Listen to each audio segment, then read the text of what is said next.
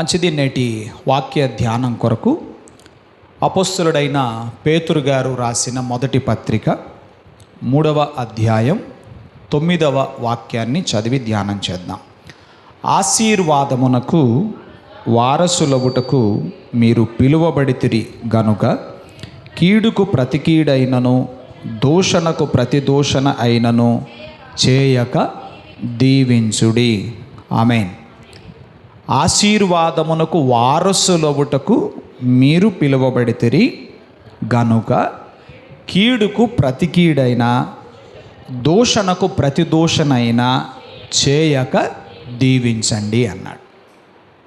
ముందుగా ఈ ఉత్తరం ఎవరు రాశారు, ఏ సందర్భంలో రాశారు, పరిశుద్ధాత్ముడు ఎందుకు ఈ మాటలను తన భక్తుని ద్వారా ఈ ఉత్తరాన్ని అందుకున్న ప్రజలతో మాట్లాడారు, ఆ విషయాలను ముందుగా మనం తెలుసుకునే ప్రయత్నం చేద్దాం.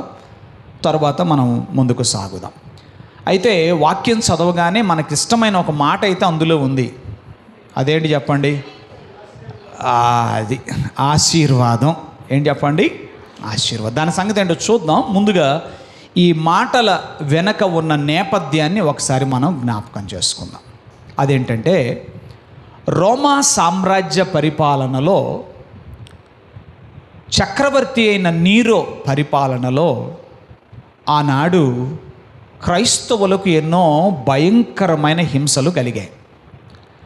ఆ హింసలు కలిగినప్పుడు హింసలు అధికమవుతున్న వేళ కిం కర్తవ్యం, మనం ఏం చేయాలి, ఈ హింసలకు మనం ఎలా రెస్పాండ్ అవ్వాలి, దేశాలు విడిచి పారిపోవాలా, అండర్ గ్రౌండ్లోకి వెళ్ళిపోవాలా, ఏంటి అండర్ గ్రౌండ్లోకి వెళ్ళిపోవాలా, ఏం చేయాలి, అసలు ఇదేది కాదంటే మనందరూ సమైక్యంగా తిరుగుబాటు చేయాలా, ఏం చేయాలో మాకు అర్థం కావట్లేదండి, కాస్త మీరు చెప్పండి అంటూ దైవజనుల వైపు వాళ్ళు చూచారు.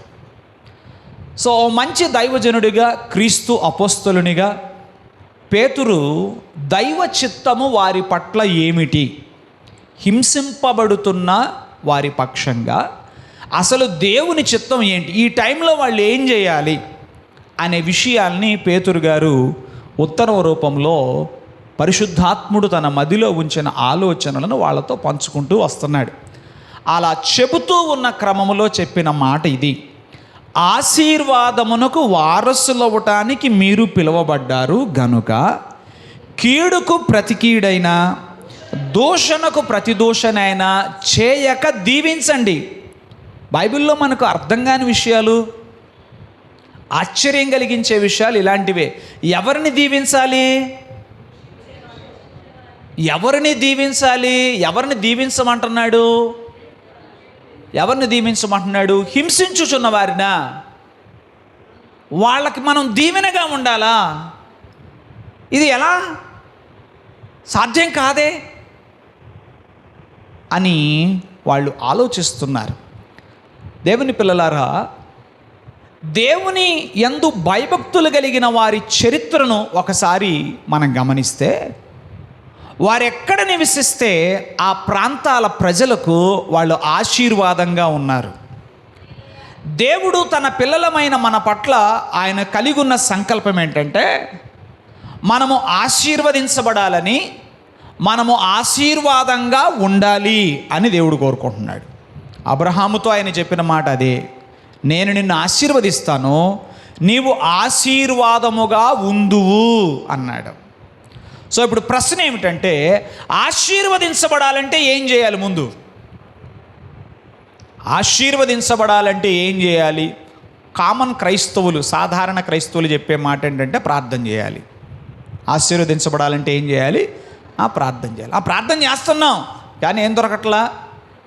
సరే, ఇంకొంచెం ఆలోచన చేసి ఎలా చెప్తారు, ఆశీర్వదించబడాలంటే అరణ్యానికి వెళ్ళి తపస్సు చేయాలి. ఆశీర్వదించబడాలంటే ఏం చేయాలి? అరణ్యములోనికి వెళ్ళి ఉపవాసం ఉండి ప్రార్థన చేయాలి, అప్పుడు నువ్వు ఆశీర్వదించబడతావు. సరే, ఇంకొక మార్గం, తలా ఒక మాట చెప్తారు కదా. ఎవరైనా ఒక క్వశ్చన్ వేశారనుకోండి, ఒక్కొక్కరితో ఒక సలహా. సపోజ్ అనుకుందాం, ఇప్పుడు ఆల్ ఆఫ్ ఎ సడన్ మీలో నుండి ఎవరైనా ఒకరు లేచి నిలబడి, నాకు ఇట్లా ఆరోగ్యం బాగుండట్లేదు, ఏం చేయాలి అన్నారనుకోండి, ఇప్పటికేం మాట్లాడరు. ప్రార్థన అయిపోగానే అలా మెట్లు దిగి వెళ్ళేటప్పుడు, ఇదిగో వదిన ఒక మాట చెప్తే, నేను నాకు తెలిసిన ఒక డాక్టర్ గారు ఉన్నారు, చాలా బాగా చూస్తాడు, అసలు ఎంత అంటే ఫీజు కూడా తక్కువే అని రకరకాల అనుభవాలు చెప్తారు. ఇంకొకళ్ళు వచ్చి అంటారు, ఆయన కాదు కానీ ఆయన ఓల్డ్, ఆయనకు అంత ఏం లేదు. లేదు, నేను ఇంకోటి చెప్తాను. ఇంతకీ ఏం చేయాలి? ఇప్పుడు అదే ఆశీర్వదించబడాలంటే, బయట ఇలా క్వశ్చన్ వేసామనుకోండి, వెంటనే అంటారు ఆశీర్వదించబడాలంటే అరణ్యానికి వెళ్ళి తపస్సు చేయాలి. ఆశీర్వదించబడాలంటే అది కాదు. ఒక పెద్ద అయ్యగారు ఉన్నారు, నాకు తెలిసిన అయ్యగారు, ఆయన్ని పిలిపించి, మీ ఇంటికి పిలిపించి ప్రార్థన చేయించుకొని ఆయనకు భోజనం పెట్టి కొంత కానుక చెప్తాను రహస్యంగా, అది కానీ ఇచ్చావంటే ఇక ఆ రోజు మొదలుకు నువ్వు ఆశీర్వదించబడతావు. చూడు, ఆశీర్వదించబడతావు. లేదు, ఇవన్నీ అవసరంలా, నువ్వేం చేయొద్దు, కానీ నేనే నీకు బ్యాండ్ ఇస్తాను. నీకేం చేస్తాను? Blessing band. బ్యాండ్ పేరేంటి చెప్పాలి అందరూ? బ్లెస్సింగ్. ఏం బ్యాండ్ అది? Blessing band. బ్లెస్సింగ్ బ్యాండ్ ఇస్తాను. ఆ బ్లెస్సింగ్ బ్యాండ్గా నువ్వు పెట్టుకున్నావంటే నువ్వు ఎక్కడ చేయెత్తితే అక్కడ బస్సు ఆగుద్ది. నువ్వు ఏ వ్యాపారం చేసేటప్పుడు ఆ చేయితో కనుక నువ్వు ఏదైనా చేస్తే అదేమవుతుంది? ఎన్ని ఆలోచనలు ఉన్నాయండి. ఆశీర్వదించబడాలంటే ఒకడు అంటాడు అరణ్యానికి వెళ్ళి తపస్సు చేయాలంటాడు. ఏమయ్యా, నేను ఆశీర్వదించబడాలంటే ఏం చేయాలంటే, ఒక అయ్యగారి పేరు చెబుతాను, అయ్యగారిని పిలిపించుకొని మీ ఇంటికి పిలిపించుకొని ఆయనతో ప్రార్థన చేయించుకుంటావో, ఇంకేం చేస్తావో, ఆయన కాస్త మంచి భోజనం పెట్టి ఆయన కాస్త మంచి కానుకిస్తే ఏమవుతుంది? ఆశీర్వదించబడతావు అంటాడు. ఇంకొకళ్ళు ఇవన్నీ కాదు, ఇంత ఏం చేయాల్సిన పనిలా, సింపుల్గా చెప్తాను నీకు. ఏంటి? సింపుల్ అని ప్రజలు మనల్ని ఏం చేస్తారంటే క్రిటికల్ చేస్తూ ఉంటారు. మనం చివరికి చిక్కుబడిపోతూ ఉంటాం. దేవుని పిల్లలారా, ఈ రోజున మీరు వింటూ వచ్చిన అలాంటి అనేక ఆలోచనలు మీతో పంచుకోవాలని నేను అనుకోవట్లేదు, కానీ దేవుని వాక్యంలో నుండి ఒక వ్యక్తి ఆశీర్వదించబడాలంటే ఏం చేయాలి? ఒక వ్యక్తి ఆశీర్వదించబడాలంటే లేదా ఇతరులకు ఆశీర్వాదంగా ఉండాలంటే తాను ఎలా ఉంటే ఆశీర్వాదంగా ఉంటాడు అనే విషయాలు మీతో పంచుకుంటాను. ఇవి గానుక మీరు గాయకుంటే దేవునికి స్తోత్రం, మీరు నిశ్చయంగా ఆశీర్వదించబడతారు. అంటే నేను ఇంకో కొత్త మార్గం చెప్పట్లా, దేవుని వాక్యం ఏం చెప్తుందో అది మీ ముందు పంచుకోవాలని మాత్రమే ఆశపడుతున్నాను. నాకు తోచిన సలహా చెప్పటల్లా జాగ్రత్త. నేను ఎప్పుడు దేవుని మహాకృపలో తోచిన సలహాలు చెప్పటానికి నాకు భయం. ఎప్పుడు కూడా సలహా అనేది తూచి చెప్పాలంటాను నేను. ఏంటి? తోచింది కాదు, ఏం చేయాలి? ఇప్పుడు చూడండి, ఎక్కడికైనా మనం వెళుతున్నాం, తోచిన డబ్బులు ఇస్తే మంచిదా, అవసరత కొద్దీ ఎంత అవసరమో అంత ఇస్తే మంచిదా? తోచింది ఇస్తే అది చాలొచ్చు, చాలకపోవచ్చు, కానీ తూచింది ఇస్తే అది ఖచ్చితంగా సరిపోద్ది. హల్లెలూయా. సపోజ్ నేను ఒక పని మీద వెళుతున్నాను, ఒక వస్తువును కొనడానికి వెళుతున్నాను. ఏం చేస్తున్నాను? ఒక వస్తువును కొనడానికి వెళుతున్నాను. నాకెవరైనా తమకు తోచిన డబ్బు ఇస్తే నాకు క్షేమం అంటారా? లేకపోతే నేను ఏ వస్తువును కొనడానికి వెళుతున్నానో అందుకు ఎంత అవసరమో దానికి తూచి, అంటే తూచి ఇన్ ద సెన్స్ దానికి తగినది ఇస్తే మంచిదంటారా? నా అభిప్రాయం అయితే డాక్టర్ గారు తోచిన మందులు ఇస్తే పని జరగదుగా. ఏం చేయాలి? ఆయన విధిగా కొన్ని పరీక్షలు నిర్వహించి తూచి ఏం చేయాలి? అందుకనే ఇప్పుడు మీకు నాకు తోచిన సలహా పంచుకోవట్లేదు, నేను పంచుకోబోవటంలా. అలా అయితే అసలు మీరు వినాల్సిన అవసరం లేదు. కానీ తూచి, దేవుని వాక్య ప్రమాణాలతో తూచి కొన్ని విషయాలు మీ ముందుకు తీసుకురాబోతున్నాను. ముందుగా ఒక ఇద్దరు వ్యక్తులను మనం ఎంపిక చేసుకుందాం. ఆశీర్వదించబడిన వారు అనేక మంది బైబిల్ గ్రంథంలో ఉన్నారు. అయితే అందరి గురించి మనం చూడడానికి మన సమయం మనల్ని అనుమతించదు కనుక ఒక ఇద్దరు వ్యక్తులను మనం ముందుకు తీసుకుందాం. అయితే వారి పేర్లు చెప్పాక మీరు ఎస్ అంటేనే ముందుకెళ్తా, లేకపోతే ఆగిపోతా నేను. యోసేపు ఆశీర్వదించబడిన వ్యక్తేనా? అది కావాలి. యోసేపు ఆశీర్వాదంగా ఉన్నాడా? తాను ఎక్కడ ఉన్నాడో ఆ ప్రజలకు ఆశీర్వాదంగా ఉన్నాడా? రైట్. సో ఆయన గురించి చూడొచ్చు మనం తర్వాత. దానియేలు ఆయన ఆశీర్వదించబడిన వ్యక్తేనా? ఆయన ఇతరులకు ఆశీర్వాదంగా ఉన్నాడా? ఖచ్చితంగా ఉన్నాడు. దేవునికి స్తోత్రం. సో ఈ ఇద్దరు వ్యక్తుల జీవితాలను గురించి బైబిల్లో చాలా అధ్యాయాల్లో రాయబడింది. ఇప్పుడు ఆ అధ్యాయాలన్నీ నేను చదవను, అడ్రస్ చెప్తాను, మీరు వెళ్ళాలి, మీరు చదవాలి. ఇప్పుడు కాదు, అది ఎప్పుడు? మీరు వాక్యమంతా విన్న తర్వాత, ఇంటికి వెళ్ళిన తర్వాత ఆయా సమయాలు ఈ వారంలో చదవండి. ఈరోజు సందేశంలో మీకు ఏ అంశాలు, ఒక 4-5 పాయింట్లు మీ ముందుకు తీసుకొస్తాను. ఒక 4 విషయాలు, అవి జ్ఞాపకం పెట్టుకొని వీలైతే వ్రాసుకుని వాటిని చదివే ప్రయత్నము చేయండి. యోసేపు గురించి మనం ప్రధానంగా ఆదికాండం 37వ అధ్యాయంలో చదువుతాం. అలాగే 39 నుండి 50వ అధ్యాయం వరకు చదువుతాం. ఏంటి పాస్టర్ గారు మధ్యలో 38 ఎందుకు, అది పక్కన అది కూడా కలిపేయచ్చు కంటే కాదు. 38వ అధ్యాయం అంతా యోధా గురించి ఉంది. అందుకే నేను దాన్ని విడిచిపెట్టి ఆదికాండం 37వ అధ్యాయం, అలాగే 39 నుంచి 50వ అధ్యాయం వరకు మీరు చదివితే యోసేపు జీవితం అంతటిని గురించి, ఆయన ఎట్లా బ్రతికాడు, ఆయన ఎట్లా ఆశీర్వదించబడ్డాడు, ఆయన ఎలా ఇతరులకు ఆశీర్వాదంగా ఉన్నాడు, ఈ విషయాలన్నీ మనకు ఆ అధ్యాయాల్లో కనబడతాయి. అట్లాగే దానియేలు గ్రంథములో 1వ అధ్యాయము నుండి 6వ అధ్యాయం వరకు దానియేలు యొక్క వ్యక్తిగత జీవితం, ఆయనకు ఎదురైన సంభవాలు బబులోను దేశంలో, అవన్నీ మీకు కనబడతాయి. మీరు అది చదవండి. ఇప్పుడు ఒకసారి మనం ఆలోచన చేద్దాం. వీరిద్దరి జీవితాలను మనం ముందు పెట్టుకొని కొన్ని ఆలోచనలను మనం చేద్దాం. నెంబర్ 1, వారు ఎందుకు ఆశీర్వదించబడ్డారు అని వారి జీవితాలను తరచి మనం చూస్తే ఒక విషయం మనకు అర్థమవుతుంది. అదేంటంటే, వారు దేవుని నీతిని, దేవుని రాజ్యమును మొదట వెదికిన అనుభవాలు వాళ్ళకున్నాయి. ఏమున్నాయి? దేవుని నీతిని, దేవుని రాజ్యాన్ని మొదట వెదికిన అనుభవాలు. సరే, మీకు ఈజీగా ఉండడానికి, రైమింగ్గా అంటే తేలిగ్గా గుర్తుపెట్టుకోవడానికి కొంచెం పదాలను పొందుపరిచి మీతో చెప్తాను. వారి భక్తి భుక్తి కొరకు కాకుండా ముక్తి కొరకు చేశారు. ఎవరు? అటు యోసేపు కానీ ఇటు దానియేలు కానీ వారిద్దరూ కూడా దేవుని యందు భక్తి గలవారుగా ఉన్నారు. అయితే వారి జీవితాన్ని మనం గమనిస్తున్నప్పుడు వారి భక్తి భుక్తి కొరకు కాదు, వారు ముక్తి కొరకు చేశారు. ఇంకా చెప్పాలంటే వారు ప్రతికూల పరిస్థితుల మధ్య కూడా భక్తి చేశారు. ఆమేన్. యోసేపు ఉన్నది పరాయి దేశములో, ఇద్దరికి పోలికలు ఉన్నాయి. దానియేలు కూడా పరాయి దేశములో, ఇద్దరు కూడా యవ్వన కాలములోనే ఇతర దేశాలకి కొనుపోబడ్డారు. వేరు పరిస్థితులు. ఏమండి, యోసేపు అమ్మబడ్డాడు, దానియేలు కొనిపోబడ్డాడు, బందీగా తీసుకొని పోబడ్డాడు. అక్కడికి వెళ్ళిన తర్వాత ఆ దేశములో వారు దేవుని నీతిని, దేవుని రాజ్యాన్ని మొదట వెదికారు. తమ జీవితంలో దేవునికి ప్రథమ స్థానం ఇచ్చారు. ప్రథమ స్థానం ఇచ్చారని ఎంత ఖచ్చితంగా ఎలా చెప్పగలమంటే, ఇంకొక మాటలో చెప్పాలంటే, ప్రాణాల మీదకొచ్చినా సరే, ఏమైనా తమ ప్రాణం పోయే పరిస్థితులు వచ్చినా సరే దేవుని నీతిని విడిచిపెట్టలేదు. దేవుని రాజ్యమును గురించిన శ్రద్ధ వాళ్ళ జీవితంలో నుండి వైదొలగలేదు. హల్లెలూయా. అటు యోసేపు కానీ ఇటు దానియేలు కానీ వాళ్ళిద్దరు కూడా ప్రాణాల మీదకొచ్చినా, చెప్పండి, దేవుని యందు వారు కలిగి ఉన్న భక్తి విషయంలో వారు రాజీ పడలేదు. భాస్కర్, మనం కూడా చేస్తున్నాం కదా. మనం చేస్తున్నాం. మనమేమో ప్రాణాలు కాపాడుకోవడానికి భక్తి. మన భక్తి అంతా ఏంటి చెప్పండి? ఏదైనా చేయి, ఏమైనా కోటి విద్యలు కూటి కొరకే అన్నట్టుగా మోకాళ్ళు వేసినా అదే బాధ. ఒక మోకాళ్ళు వేసినా దానికి ఒక లెక్క ఉంటుంది. ఒక ఉపవాసం ఉన్నా చెప్పాలి, దానికి ఒక లెక్క ఉంటుంది. ఏంటి ఆ లెక్క?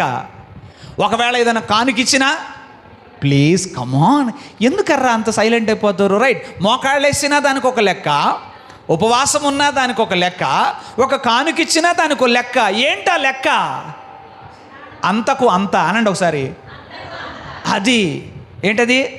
అంతకంత అంటే ఏంటి చెప్పాలి? అంతకంత అంటే ఏంటి? నేను మోకాళ్ళు వేసాను కాబట్టి నేనేమవ్వాలి? నేను కోరుకున్నది నాకు దక్కాలి. ఆ మధ్య ఎవరు చెబుతారు, రై నీ కోరికలు ఓరక కూర్చొని ప్రార్థన చేస్తే తీరరా, మోకాళ్ళై అంటున్నాడు ఒక ఆయన. మోకాళ్ళై ప్రార్థన చేయని కోరిక తీరుద్దంతే అంటున్నాడు. ఓకే ఓకే ఓకే, ఆయన ప్రోత్సహించిన విధానం బాగానే ఉంది కానీ బట్ సబ్జెక్ట్ అయితే కరెక్ట్ కాదు. అది ఏంటది? మోకాళ్ళేస్తే కోరికలు తీరడం కాదు. ఒకవేళ అదే గనకైతే మీరందరూ మన దైవిక స్పర్శ ప్రార్థనా మందిరం అనుకున్నటువంటి మెట్లను మీరు మామూలుగా పాదములతో కాకుండా మోకాళ్ళెక్కి మీరు వచ్చినా వస్తారు. నేను ఎప్పుడు అలాంటి బోధ చేయను. ఒకవేళ అది చేస్తే నేను అబద్ధికుడను అవుతాను. నోవే. నేను చెప్తున్నాను కదా, మనందరము ప్రాణాలు కాపాడుకోవడానికి భక్తి చేస్తాం. కానీ వాళ్ళు అలా కాదు. ప్రాణం మీదకి వచ్చినా సరే, తన ప్రాణం పోయే పరిస్థితి వచ్చినా సరే, వారు దేవుని మాటను మీరలేదు.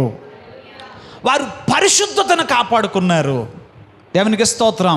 దేవుని నీతి, దేవుని రాజ్యం ఆకలవుతుంది, పర్వాలేదు. ప్రాణం మీదకి వస్తుంది, పర్వాలేదు. కానీ దేవుని మాటను నేను గైకొనాలి, అది వాళ్ళ జీవితంలో ఉంది. అందుకనే వారు ఆశీర్వదించబడ్డారు. హల్లెలూయా. ఇంకా నేను చెప్పాలంటే వారు అసలు ఆశీర్వాదాన్ని వెతకలేదు. They did not sought, they did not seek for the blessing. వారు ఆశీర్వాదాన్ని వాళ్ళు వెతకలేదు, ఆశీర్వాదం వాళ్ళని వెంబడించింది.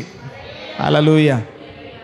ఎంత వెదికినా కానరాదాయే. ఏంటది? ఆశీర్వాదమా ఎక్కడున్నావే నీవంటే, నీకు నేను కనిపించనులే, నీ బోటోళ్ళకి నేను కనిపించను. మరి ఎవరికి అంటే అసలు నా అంక చూడకుండా, ఏంటది? నా వంక చూడకుండా దేవుని అంక ఎవరు చూస్తారో వాళ్ళు ఎమ్మడి పడిపోతా నేను. ఆశీర్వాదం ఏమంటది? ఆశీర్వాదమా, ఓ ఆశీర్వాదమా, నీవు ఎచ్చటుంటివి, నీవు ఎచ్చటున్నా నేను వస్తా, మోకాళ్ళు వేసి రమ్మన్నా వస్తా. ఉపవాసం ఉండు. నువ్వు ఉపవాసాలు ఉండొద్దురా బాబు, మోకాళ్ళు వేయాల్సిన అవసరం లేదు. నువ్వు ఆయన అంక చూడు. ఎవరంక? ప్రభు వంక చూడు. సకల ఆశీర్వాదములకు కారణభూతుడు ఆయన. ఆయన నీతిని, ఆయన రాజ్యాన్ని నువ్వు వెతుకు. నీ ప్రాణం కాపాడు కోసం కంటే నీ ప్రాణం మీదకి వచ్చినా సరే ప్రభువునకు ప్రాధాన్యత, భక్తి చెయ్యి, యథార్థమైన హృదయంతో ఆయనని వెంబడించు. నేను నీ అమ్మటి నువ్వు పరిగెత్తుకుంటూ వస్తానంటది ఆశీర్వాదం. హల్లెలూయా. మీరు నాకు చెప్పండి, దానియేలు పరిస్థితి ఆశీర్వాదాన్ని వెదికాడా అండి? వెదికేటట్టుంది ఆయన జీవితం. ఏం వెదికాడు దానియేలు? ఇంత కఠినమైన పరిస్థితుల్లో నేను దేవుని ఎడల నా భక్తిని నేను ఎట్లా కాపాడుకోవాలి? How can I keep my holiness? How can I keep my determination? Hallelujah. పాపభూయిష్టమైన ఈ లోకంలో, ఈ ప్రపంచంలో, ఈ బానిస బ్రతుకులో, ఏ బ్రతుకండి అది? వాళ్ళిద్దరిది ఏ బ్రతుకు చెప్పండి? బానిస బ్రతుకు, బందీ బ్రతుకులో, ఈ బానిసలుగా, బందీలుగా ఉన్నప్పుడు నేను ఎట్లా నా భక్తిని కాపాడుకొనగలను? ఒక బందీకి, ఒక బానిసకి తాను కోరుకున్నట్టుగా చేసే అవకాశాలు ఉండవు. అయినా కూడా వాళ్ళు అటువంటి స్థితిలో కూడా వాళ్ళు ఏమి వెతికారంటే, నేను ఎట్లా పరిశుద్ధతను కాపాడుకోగలను? నేను ఈ స్థితిలో కూడా దేవుని ఆరాధించగలను? చెప్పండి. వాళ్ళు ఏం వెతికారు చెప్పండి? ఈ స్థితిలో కూడా నేను ఎలా దేవుని ఆరాధించవచ్చు? How can I worship my lord? How can I glorify my lord even in this adverse situations? ఈ ప్రతికూలమైన పరిస్థితుల మధ్యలో కూడా నేను ఎట్లా దేవుణ్ణి ఆరాధించగలను? అది వాళ్ళు ఆలోచన చేశారు. హల్లెలూయా, హల్లెలూయా. సో అక్కడే మనం ఆగిపోతే ఇంకా మరి కొన్ని విషయాలు మీతో పంచుకోవాలి. దాన్ని ధ్యానం చేయండి. మీరు కూడా దాన్ని పట్టుకోండి. నీవు ఒక ప్రతికూలమైన పరిస్థితుల మధ్యలో ఉన్నావు, శ్రమల మధ్యలో ఉన్నావు. అక్కడ నీవు ఆశీర్వాదాన్ని వెతకొద్దు. పాస్టర్ గారు కొత్త బోధ చేస్తున్నారు. నన్ను ఉన్న బోధ చేస్తున్నా. దేవునికి స్తోత్రం. ఆశీర్వాదాన్ని కాదు నువ్వు వెతకాల్సింది. నీవు దేవుని మహిమపరచుట ఎట్లు అనే దాన్ని గురించి ఆలోచన చేయి. ఆశీర్వాదం నిన్ను వెంబడిస్తుంది. హల్లెలూయా. పేతురు ఇప్పుడు చెప్తున్నది అదే. ఈ హింసల మధ్య మేము ఏం చేయాలి? ఆయన బోధ ఏంటి? అయ్యా, మనం ఆశీర్వాదానికి వారసులం అవటానికి పిలువబడ్డాం. కాబట్టి మీరు ఏం చేస్తారు? కీడుకు ప్రతికీడు చేయబాకండి. దోషణ ఏంటయ్యా మీద పడి? అవును, నాకు తెలుసు. కీడుకు ప్రతికీడు చేయబాకండి, దోషణకు ప్రతిదోషణ చేయబాకండి, దీవించండి, దీవెనగా ఉండండి అన్నాడు. అంతే. అంటే చాలా యోసేపుని గురించి ఆలోచన చేయండి. అతని పరిస్థితుల్లో ఎలా మార్పు వచ్చిందో ఒకసారి మనం ఆలోచన చేద్దాం. ఇది మొదటి విషయం. అటు యోసేపు జీవితంలో మనం చూచాం, దానియేలు జీవితంలో చూచాం. రెండవ విషయం ఏంటంటే ఆశీర్వాదం ఎలా వస్తుందంటే, కొంతమంది అంటారు ఏదైనా మనం కోరుకున్న పని చేయగలిగినప్పుడు ఆశీర్వాదం ఉంటుంది. నో, మీరేమనుకుంటున్నారు నాకు తెలియదు, కానీ యోసేపు జీవితం, దానియేలు జీవితం ధ్యానం చేశాక నాకు అర్థమైన విషయం ఏంటంటే, ఒకడు అంటాడు, ఏంట్రా బిజినెస్లో రాణించలేకపోతున్నావు అంటే, ఏం చేయమంటావు, నాకు ఇది చేయడం ఇష్టం లేదు, మా నాన్నేమో ఇదే చేయమంటున్నాడు, నాకు ఈ కోర్సు చదవడం ఇష్టం లేదు, మా నాన్నేమో ఇదే చదవమంటున్నాడు. ఈడి బతుకు ఇంతే ఉంటుంది. ఇక మరి ఇప్పుడు యోసేపుకి కోరుకున్న పనిలా లేదు, దానియేలుకి లేదు. నేనంటాను, వారిద్దరికి బైబిల్ చదివినప్పుడు నాకు అర్థమైంది ఏంటంటే, వారిద్దరికీ అప్పగించబడిన దానిలో నమ్మకస్తులుగా ఉన్నారు. వాళ్ళు కోరుకున్న పనిలో నమ్మకస్తులు కాదు. ఇప్పుడు యోసేపు ఐగుప్తు దేశం రాగానే నాకు ఆ పని బాగొచ్చండి, నేను అది చేస్తాననగా ఆయనకి ఇచ్చారా? చెప్పండి మీరు. నేను అది బాగా చేస్తానండి అంటే ఆయనకు ఆ పని ఇచ్చారా? రేయ్ ఆ పని చేయి అన్నారంతే.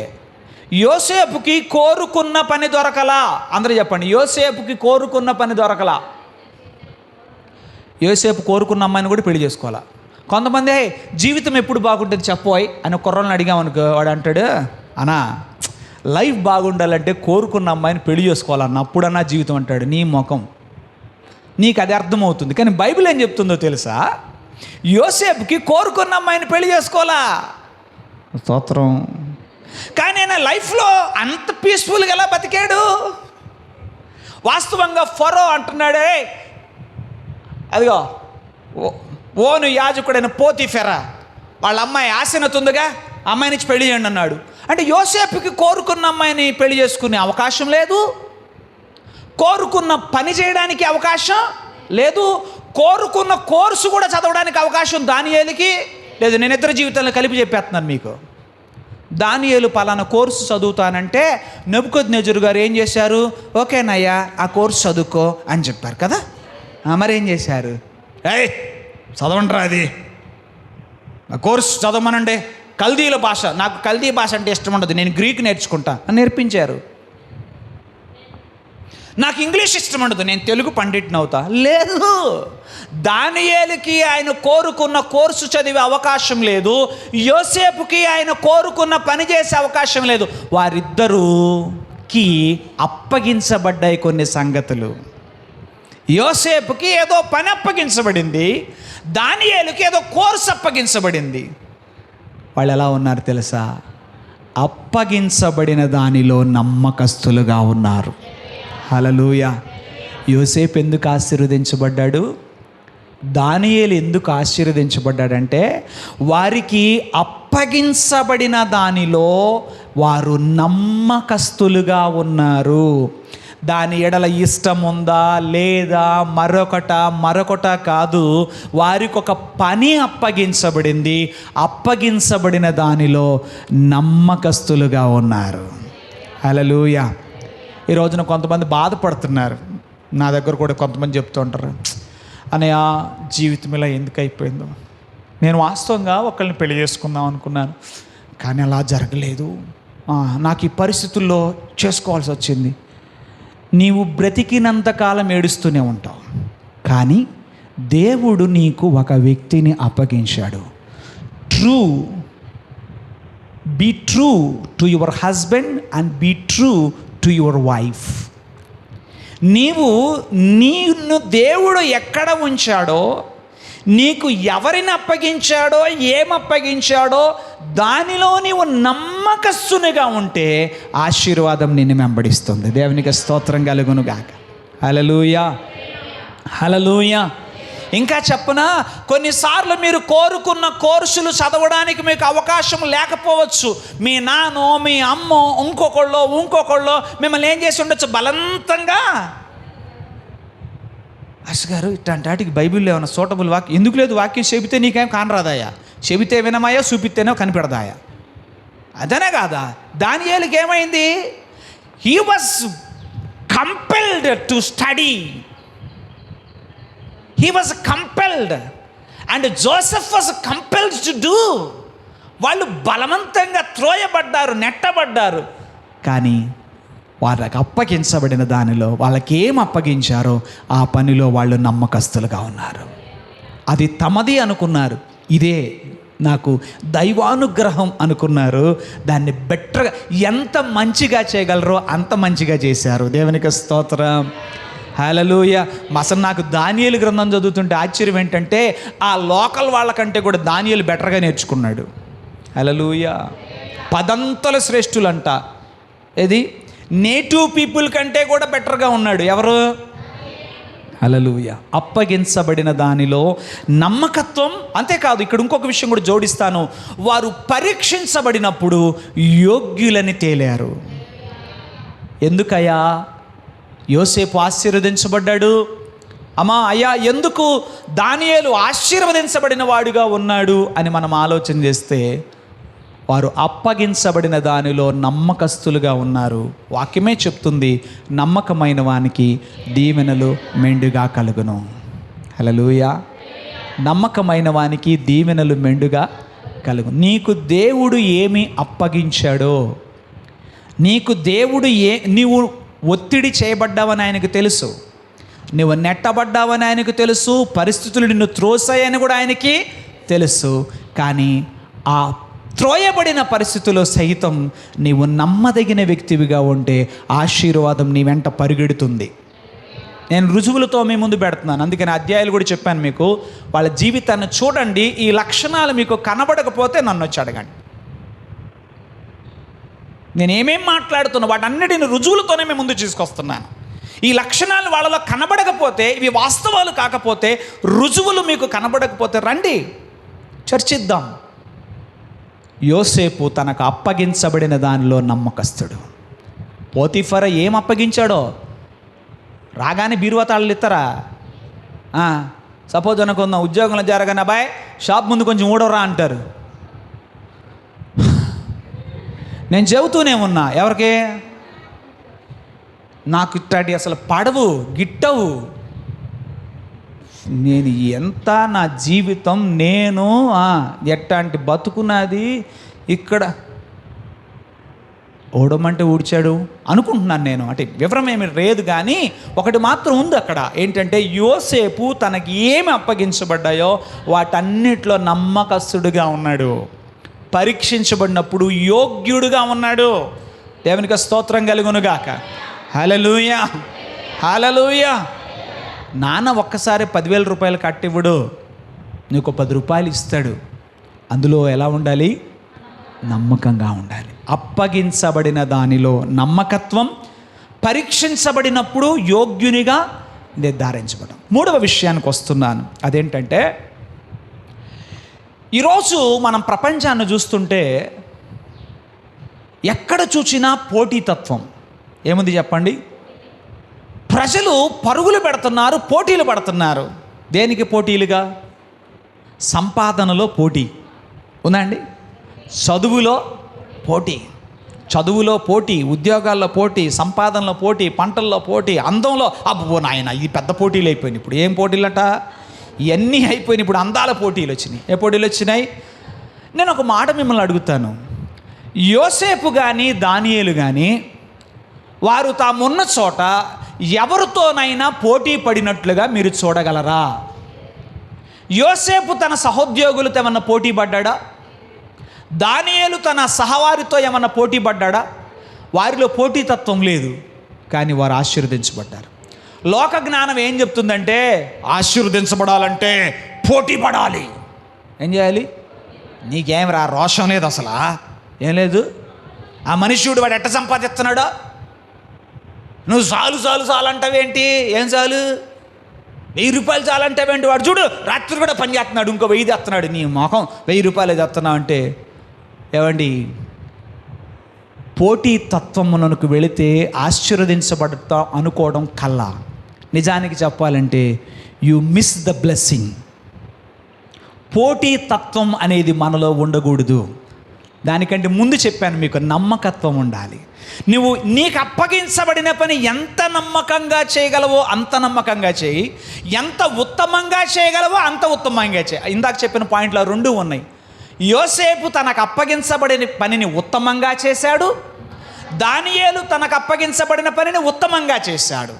నమ్మకంగా చేశారు, ఉత్తమంగా చేశారు. ఉత్తమంగా చేయడం, నమ్మకంగా చేయడం వాక్యానుసారమే, కానీ పోటీలు పడుతూ బ్రతకమనైతే దేవుడు మనతో చెప్పలేదు.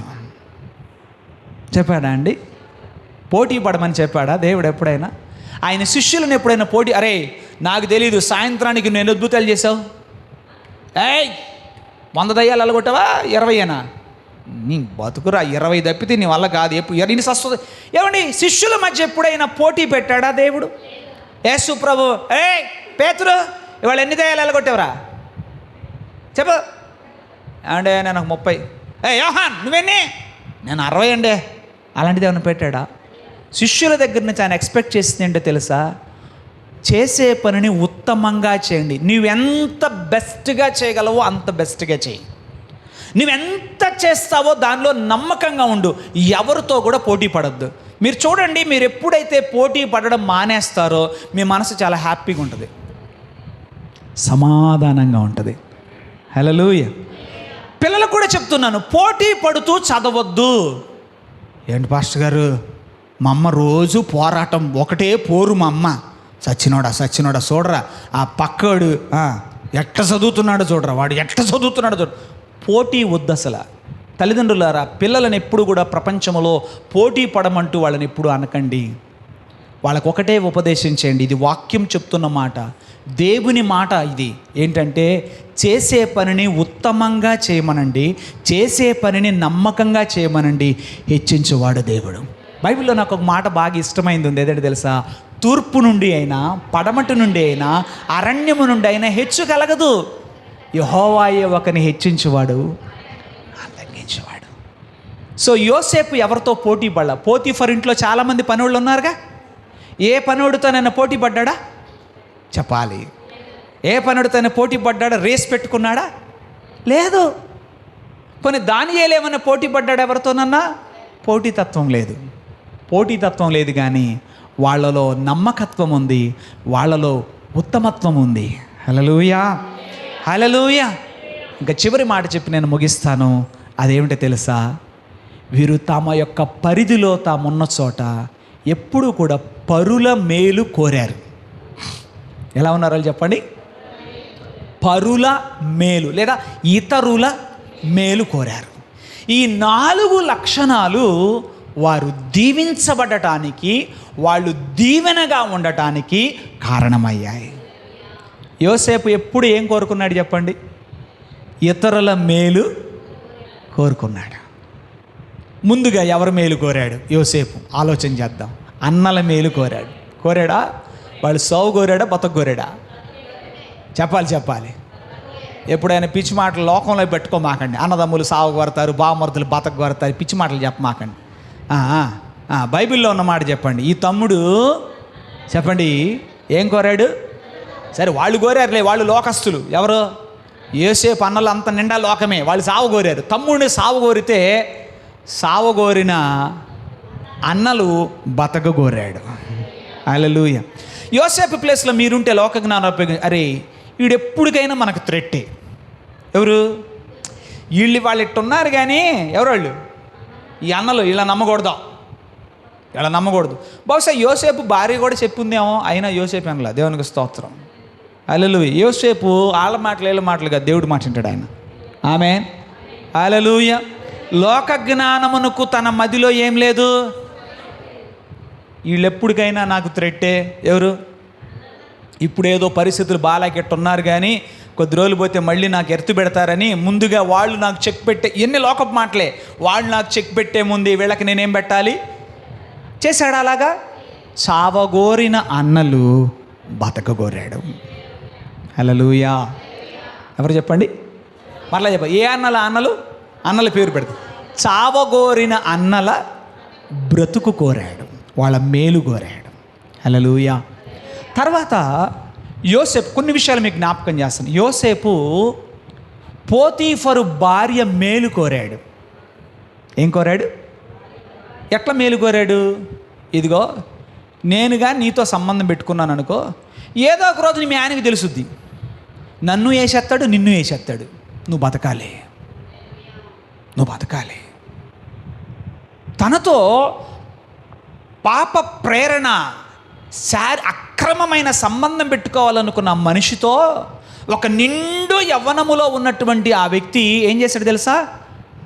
ఏమమ్మా, ఇది నీకు మంచిది కాదు, నీ భవిష్యత్తుకి ఇది మంచిది కాదు, నీ ప్రాణానికి ఎందుకు తెచ్చుకుంటావు, నీ ప్రాణం మీదకి వాంఛన తీర్చుకునే పిచ్చి ఆలోచనలు యోసేపు చేయలేదు. కానీ పోతీఫరు భార్య మేలు కోరాడు. వాళ్ళు ఎక్కడుందండి సమాజంలో? అలాగా నా కోరిక తీరితే సరే, నా అవసరాలు తీరితే సరే, వాడు ఏమైనా అయిపోని. కాకపోతే అనుకుందాం, ఓ ఫ్రెండ్ ఉన్నాడు, ఒక 1000 రూపాయలు తెచ్చాడు, హోటల్కి వెళ్దాం పదమంటున్నాడు. రే ఎక్కడైరా 1000 రూపాయలు? కొట్టేసా. ఎక్కడ కొట్టేసావు? మా నాన్న జేబులో వేసేసా. వీడు మంచి స్నేహితుడు, ఏం తేలి చెప్ప? రే తప్పారా, అది అలా చేయకూడదురా, పద వెళదాం, పద. ఎవరికి వచ్చేద్దాం? నువ్వు ఇట్లా లేపడం స్టార్ట్ చేస్తే ఏదో ఒక రోజున మీ నాన్నకి మన ఇద్దరి సంగతే నిన్ను వేసేస్తాడు. అందుకని నువ్వు బాగుండాలి. ఇలాంటివి లేవండి సమాజంలో. ఎట్లా అంతా కూడా ఎలా ఉంది చెప్పండి. ఇప్పుడు యోసేపు, నేనంటాను, ఇందాక మనం చూసాం, తన అన్నల మేలు కోరాడా? పోతీఫరు భార్య మేలు. మీరు ఆ కోణంలో ఆలోచన చేశారా లేదు? అసలు ఎందుకు ఆమెను ముట్టలేదు? అమ్మా నీకు తెలియదమ్మా, మీ ఆయన ఒక అధికారి, మీ ఆయన నిన్ను ఎంతో నమ్ముతున్నాడు. నేనేదో నా యవ్వన వాంఛలు తీర్చుకోవడానికి నీతో నేను సంబంధం పెట్టుకుని నా స్వార్థం కోసం నేను చేస్తే నీ బ్రతుకు పోతే, ఆ క్రమంలో నేను కూడా పోవచ్చు. ఇది నీకు మంచిది కాదు, నాకు మంచిది కాదు. మేలు కోరాడు. ఎవరు మేలు? ఈయనేమో ఆ మేలు కోరితే ఆ మనిషి ఏం మనిషి అండి? వయసు వచ్చింది కానీ నాకు బుద్ధి రాలేదు, ఏంటి నాకు ఈ విప్రబుద్ధి పుట్టింది, వాడు నయం అని చెప్పి బుద్ధి తెచ్చుకోవాలా? ఆమె పగబట్టి యోసేపును చెరసాల్లో వేసింది. అయినా అక్కడ కూడా చూడండి, పరుల మేలు కోరాడు. మనమైతే ఏం చేసేవాళ్ళం? ఇక సైడ్ స్టాండు, సెంటర్ స్టాండు వేసి, నా జీవితం ఏంది అసలు ఎట్ట అయిపోయింది, నేనేంది అసలు, నా బతికేంది అసలు అని అనుకోలా. ఆ స్థితిలో కూడా అక్కడ కొంతమంది కలలు గని అదో రకంగా మొహం పెట్టుకున్నారట. యోసేపు లైఫ్ ఎట్లా ఉంటుందో చెప్పనా? ఒకసారి ఎన్ని బాధలున్నా నవ్వుతూ ఉంటాడు, నవ్విస్తూ ఉంటాడు. హల్లెలూయా. యోసేపు ఎలా ఉంటాడు చెప్పండి? మరి కాబట్టి ఇప్పుడు ఏడుపు మొహమాడు ఏంటి మీరు అట్టున్నారని అనలేడుగా. ఎవరు అనగలడు? హ్యాపీగా ఉన్నాడు, ఏంటి మీరు అట్టున్నారా? మీరు చదవండి, ఇందాక నేను చెప్పిన అధ్యాయాలు చదివితే తనతో పాటు ఖైదులో ఉన్న ఒక ఇద్దరట విచారగ్రస్తులుగా ఉన్నారట. ఎలా ఉన్నారు వాళ్ళు? అదో రకంగా మొహం పెట్టుకున్నారు. మీరు అనొచ్చు, ఊరుగొండ భాష గారు, జైల్లో ఉన్న వాళ్ళు అట్టొండకి ఎట్టుంటారు ఏంటి అంటారు. జైల్లో ఉన్నవాళ్ళు, కానీ మరి ఈయన కూడా జైల్లోనే ఉన్నాడు. కానీ యోసేపు అంటాడు, ఎందుకు మీ ముఖాలు అలా ఉన్నాయి? చింతాక్రాంతులై ఉన్నారట, రోజుట్లాగా లేరు వాళ్ళు. అప్పుడు వాళ్ళు చెప్తున్నారు, అయ్యా మాకు 2 కళ్ళు వచ్చినాయి. అంటే చెరొకడు చెప్తున్నాడు, మాకు కళ్ళు వచ్చినాయి.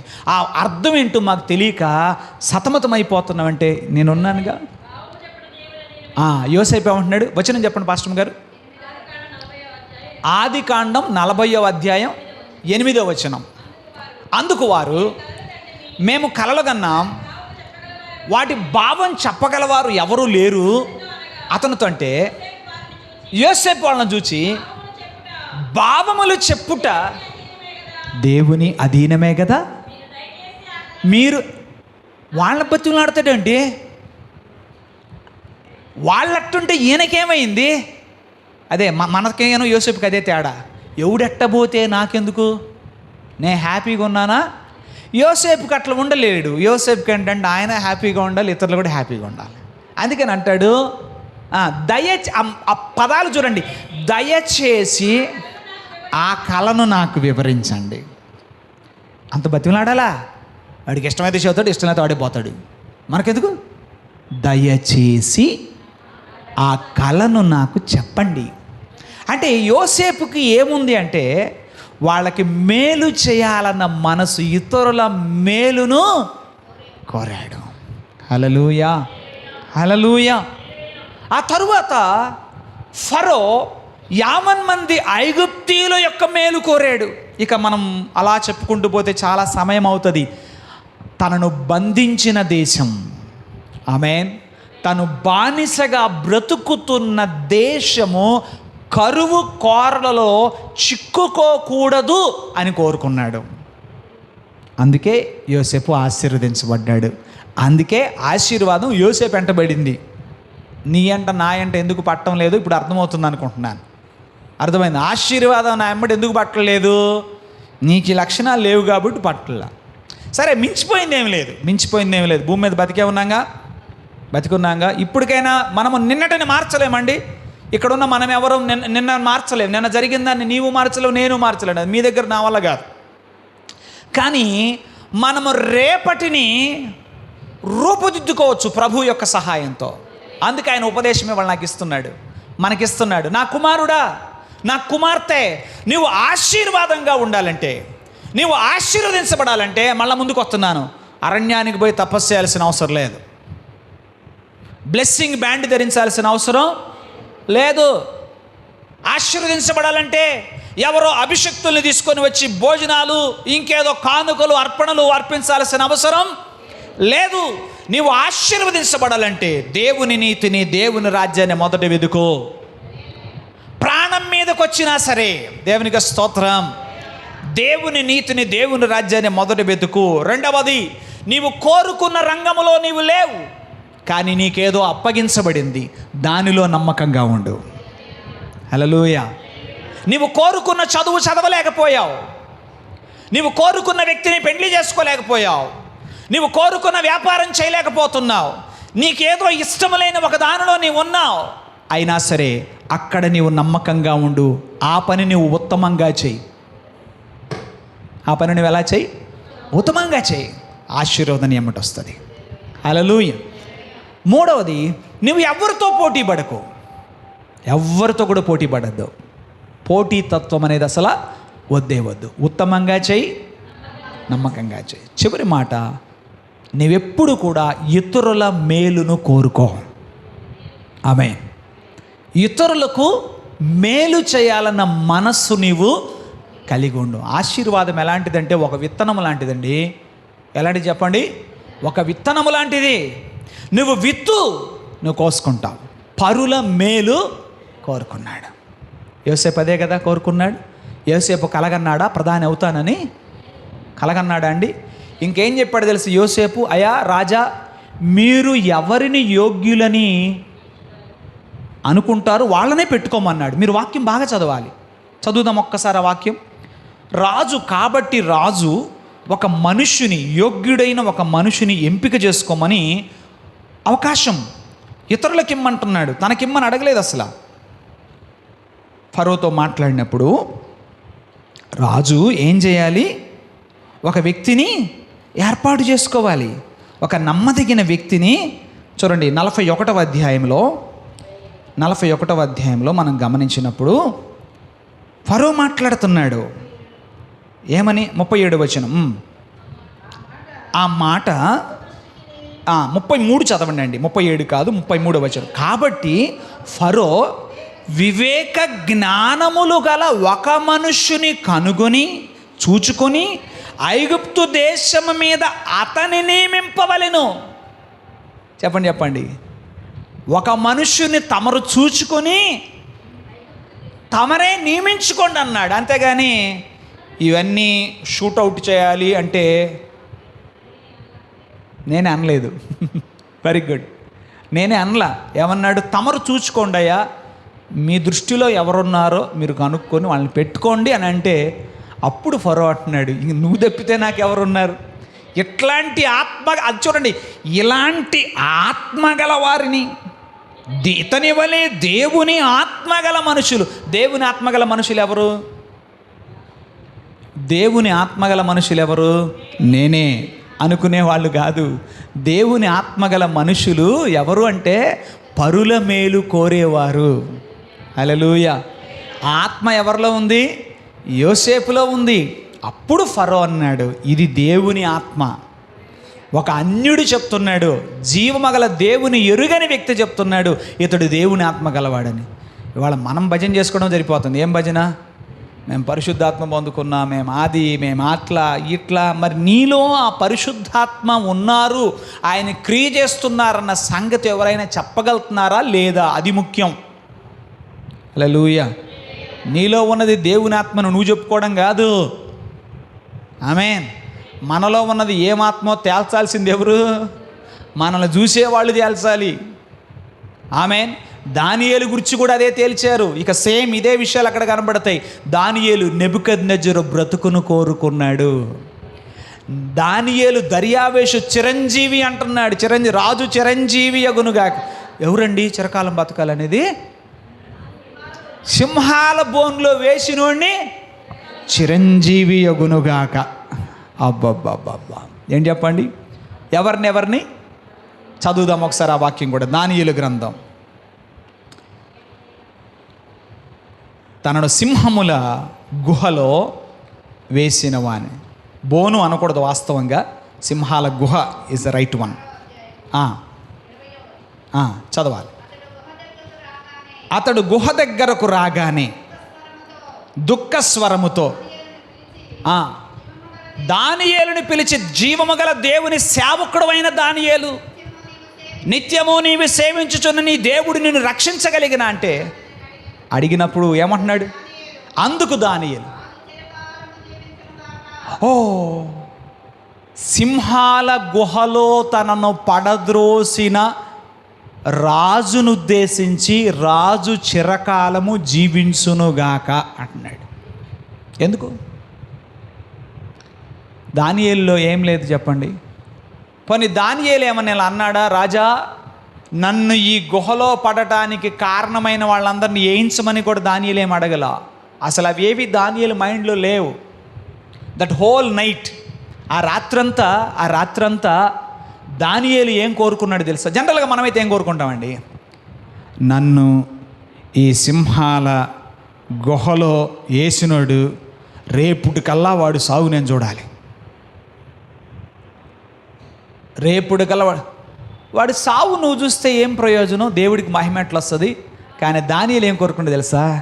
నేను బ్రతకాలి, వాళ్ళు బ్రతకాలి, దేవుడు నన్ను ఎట్లా కాపాడాడో వాళ్ళు తెలుసుకోవాలి. అది తెలుసుకోవడం కోసం వాళ్ళు సజీవులుగా ఉండాలి.